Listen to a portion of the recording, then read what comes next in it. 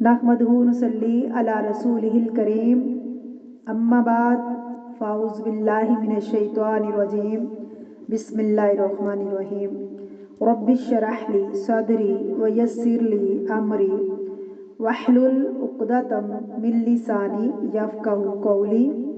سورۃ آل عمران آیت نمبر 173، لفظی ترجمہ اور تفسیر۔ الذین وہ لوگ ہیں، قالا کہ کہا تھا، لہم ان سے، الناس لوگوں نے، یعنی ابو نعیم بن مسعود نے، ان یقیناً، الناس لوگوں نے،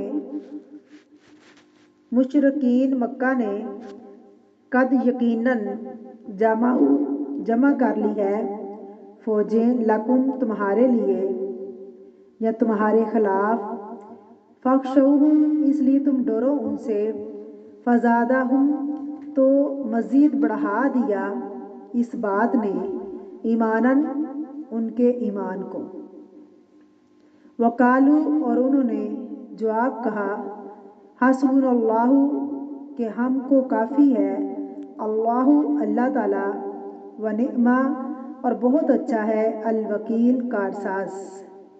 تفسیر۔ بسم اللہ الرحمن الرحیم۔ الذین قال لہم الناس، یہ ان لوگوں کے بارے میں آیت اتری جو 70 کے قریب تھے، اور وہ لوگ جنہوں نے کہا تھا، ان الناس قد جمعوا لکم، بے شک لوگ تمہارے لیے جمع ہو گئے ہیں۔ اب یہ کس نے کہا تھا؟ نعیم بن مسعود نے۔ الناس کون ہے لوگ؟ ابو سفیان اور اس کا لشکر۔ ابو سفیان ابھی مسلمان نہیں ہوئے تھے، تو نعیم بن مسعود نے مدینے میں آ کر مسلمانوں کو کہنے لگا کہ ابو سفیان اور اس کا لشکر دوبارہ حملہ آور ہونے کے لیے آ رہا ہے۔ قد جمعوا لکم، اس نے بہت بڑی طاقت تمہارے لیے جمع کر لی ہے، فاخشوہم پس تم ان سے ڈرو۔ انہوں نے ڈرنے کی بجائے کیا کہا؟ فزادہم ایماناً، پس ان کا ایمان اور بڑھ گیا۔ وقالو اور انہوں نے کہا، حسبنا اللہ ونعم الوکیل، کافی ہے ہم کو اللہ اور وہ بہت عمدہ ہے، بہترین کارساز ہے، بہترین کام بنانے والا ہے، سارے کام سنوارنے والا ہے، اور وہ ذرا بھی نہیں ڈرے، بلکہ ان کا ایمان اور بڑھ گیا۔ کیوں بڑھ گیا؟ ان کا اعتماد اور توکل اور بڑھ گیا، کیونکہ صحابہ کرام کو پتا تھا کہ اللہ کی مدد کافی ہے، اللہ کے علاوہ کوئی مدد نہیں کر سکتا۔ اس سے کیا پتہ چلتا ہے کہ آزمائش کے وقت، مصیبت کے وقت مومن کا ایمان اور بڑھتا ہے، جبکہ منافق کا ایمان ڈاواں ڈول ہوتا ہے۔ ہر مصیبت انسان کے لیے ایک امتحان ہوتی ہے، جبکہ کسی مومن پر مصیبت آتی ہے تو وہ انا للہ و انا الیہ راجعون پڑھ کر اللہ کے فیصلے کو قبول کر لیتا ہے اور زیادہ اللہ کے قریب ہو جاتا ہے۔ نبی کریم صلی اللہ علیہ وسلم نے فرمایا کہ مومن کا معاملہ بڑا عجیب ہوتا ہے، اگر اس کو خوشی ملتی ہے تو پھر بھی اس کو اجر اس پہ ملتا ہے، اگر ان کو کوئی آزمائش آتی ہے، کوئی مصیبت آتی ہے، تب بھی اس کو اجر ملتا ہے، اس کے درجے بلند کر دیے جاتے ہیں۔ تو صحابہ کرام نے بڑی حیرانی سے پوچھا، اللہ کے نبی وہ کیسے؟ آپ نے فرمایا جب کسی مومن کو خوشی ملتی ہے تو وہ الحمدللہ کہتا ہے تو اس کے درجات بلند ہوتے ہیں، جب اس کو کوئی آزمائش آتی ہے، کوئی امتحان آتا ہے تو وہ ڈرتا نہیں ہے، وہ انا للہ پڑھتا ہے تو تب بھی اس کے درجات بلند ہوتے ہیں۔ جبکہ منافق اس موقع پر مختلف طریقے سے اپنے رویے اختیار کرتا ہے، مختلف طریقے وہ اپناتا ہے۔ وہ کہتا ہے کیا، اب تو میں بالکل ختم ہو گیا، انتہائی مایوسی کا شکار ہو جاتا ہے۔ کہتے ہیں نا مایوسی جو ہے وہ کیا ہے؟ کفر ہے۔ لا تقنطوا من رحمت اللہ، اللہ کی رحمت سے ناامید مت ہو، کیونکہ اللہ کے خزانے میں کسی چیز کی کمی نہیں، ساری قوتوں کا مالک اللہ ہے۔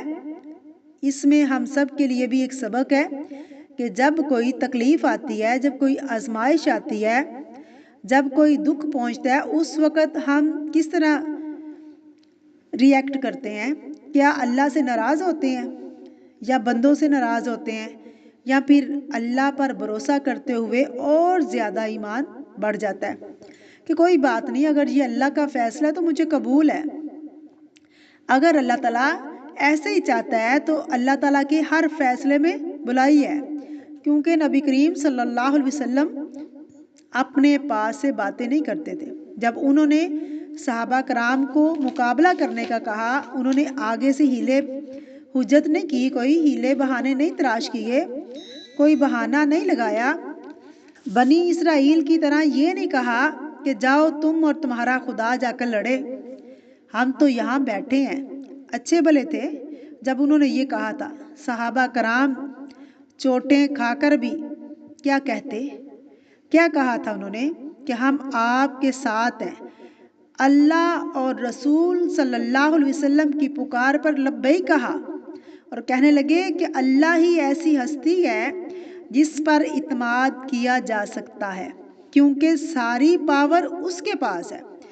اب دیکھیں کہ یہ صرف اس موقع پر نہیں ہوا بلکہ جنگ احزاب کے موقع پر بھی ہوا۔ شاید آپ کو معلوم ہو کہ جنگ احزاب میں چاروں طرف سے سارے قبائل مسلمانوں سے لڑنے کے لیے آگے تھے، بہت سخت وقت تھا۔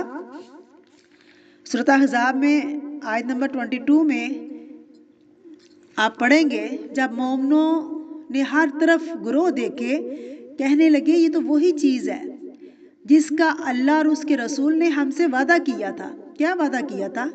ایمان کے ساتھ آزمائش آئے گی، امتحان ہوگا۔ اللہ اور اس کے رسول نے سچ ہی کہا تھا۔ ہر چیز نے ان کے ایمان اور تسلیم میں اضافہ کر دیا۔ خلاصہ کیا ہے، سبق کیا ہے اس میں کہ مشکل کے وقت، تکلیف کے وقت، مصیبت کے وقت مومن کے ایمان میں اضافہ ہوتا ہے، اس کا اللہ پر اعتماد اور یقین اور بڑھ جاتا ہے۔ وہ کوئی ایسی بات نہیں نکالتا جو اللہ کو ناراض کرے۔ حضرت ابراہیم علیہ السلام کو جب آگ میں ڈالا گیا تو انہوں نے فیصلہ کیا، جب انہوں نے ڈال دی تو کیا پڑھا انہوں نے؟ کیا وہ ڈر گئے تھے اور کہا کہ مجھے آگ میں نہ پھینکو، مجھے آگ میں نہ ڈالو، جو تم کہتی ہو میں مان جاتا ہوں؟ کیا پڑھا تھا انہوں نے؟ حسبنا اللہ نعم الوکیل۔ انہوں نے یہی پڑھا تھا جسے نبی کریم صلی اللہ علیہ وسلم نے اپنے بیٹے ابراہیم کی وفات پر آپ نے پڑھا۔ آپ رو رہے تھے، صحابہ کرام نے پوچھا اللہ کے نبی آپ بھی روتے ہیں؟ آپ نے فرمایا کہ آنکھیں روتی ہیں، دل غمگین ہے، لیکن زبان سے وہی نکلے گا جس سے اللہ راضی ہوگا۔ اللہ کی ناراضگی کے سبب والے کلمات نہیں نکالے تو انسان کی زبان کا بھی امتحان ہوتا ہے۔ زبان جو بیسیکلی دل کی ترجمان ہوتی ہے، اگر دل میں ایمان پکا نہ ہو تو غلط باتیں نکلنے میں دیر نہیں لگتی، کیونکہ جب غیر معمولی شوق لگتا ہے نا انسان کو تو اس وقت انسان کے دل میں جو بھی ہوتا ہے وہی نکلتا ہے۔ یہی تو اصل میں امتحان ہوتا ہے۔ اللہ تعالیٰ کھوٹا اور کھڑا الگ کرنا چاہتا ہے، یہ دکھانا چاہتا ہے کہ اندر سے انسان کیا ہے۔ جب تک کوئی بولتا نہیں تو پتہ نہیں چلتا، شکل سے تو سبھی اچھے لگتے ہیں نا، حقیقت میں کون کیا ہے تب پتہ چلتا ہے۔ جب ایک جھٹکا لگتا ہے اس وقت ان کا ریئیکشن بغیر سوچے سمجھے وہ کیا ہوتا ہے، اسی کو کہتے ہیں کہ صبر صدمے کی پہلی چوٹ پر ہوتا ہے۔ جب پہلی دفعہ مصیبت کی خبر سنی تو انا للہ نہیں پڑھا اور اس وقت اگر صبر نہیں کیا، غلط باتیں منہ سے نکال دی، بعد میں کہا کہ ہم تو صبر کر رہے ہیں، صبر نہیں ہوتا۔ پھر اللہ تعالیٰ ہر بندے کی آزمائش کرتے ہیں اور وہ جھٹکا دے کر یہ دیکھتے ہیں کہ اندر کی میل کچیل باہر آ جائے، تو جو وزنی ایمان ہوتا ہے وہ اندر رہتا ہے، انسان اس کی بنا پر صبر کر لیتا ہے، غصہ نگل جاتا ہے، ٹھنڈا ہو جاتا ہے، تو اس کو صبر کہتے ہیں جب انسان صبر کرتا ہے۔ اس کے بعد جب انسان رو لے دھو لے اور پھر وہ کہے کہ میں اب صبر کرتا ہوں تو وہ صبر نہیں ہے، اس کو صبر نہیں کہتے۔ اتنا کچھ کرنے کے باوجود پھر وہ کہتے میں صبر کرتی ہوں جب کوئی ایسا معاملہ پیش آئے، کوئی خوف کی بات ہو۔ آپ نے دیکھا ہوگا نیوز کا دور ہے، ہر حقیقت یعنی کہ ہر وقت کوئی نہ کوئی خوفناک بات سنتے رہتے ہیں، کبھی کہیں کوئی فتنہ، کبھی کوئی فتنہ۔ پوری دنیا کے لیے جو مسلمانوں کے خلاف کچھ ہوتا ہے سوسائٹی میں، گھر کے اندر یا باہر یا کہیں بھی ایسی خبر سنتے ہیں تو ایک بات سمجھ لیجئے کہ اتنی تھوڑی سی بھی پریشانی آئے فوراً پڑھ لیں حسبنا اللہ نعم الوکیل۔ شباب بن اوس سے روایت ہے کہ نبی کریم صلی اللہ علیہ وسلم نے فرمایا حسبنا اللہ، امان ہے ہر اس پریشانی مصیبت کے لیے کافی ہے اللہ۔ کسی قسم کا خوف ہو، ڈر ہو، خطرہ ہو، کافی ہے میرے لیے اللہ۔ طبرانی کی روایت میں آتا ہے جب کسی چیز سے خوف آئے تو یہ دعا پڑھیں، اللہ اس خوف سے نجات دے دیتا ہے، اللہ تعالیٰ اس خوف سے بندے کو باہر نکال دیتا ہے جس چیز سے وہ اس کو خوف آ رہا ہوتا ہے۔ حضرت عائشہ رضی اللہ تعالیٰ عنہ سے روایت ہے کہ آپ صلی اللہ علیہ وسلم کو جب غم ہوتا تو آپ بار بار حسبنا اللہ پڑھتے۔ زندگی میں انسان کو بہت سے واقعات ایسے آتے ہیں، سبھی ساتھ چھوڑ جاتے ہیں، ایسے لگتا ہے کہ انسان تنہا رہ گیا۔ بعض دفعہ جتنی مرضی لوگ آپ کے ساتھ ہوں، جتنے مرضی ہوں، بعض ٹائم یہ فیل ہوتا ہے کہ آپ اکیلے ہیں۔ ایسے موقع پر کیا پڑھنا چاہیے؟ حسبنا اللہ نعم الوکیل، نعم المولا نعم النصیر۔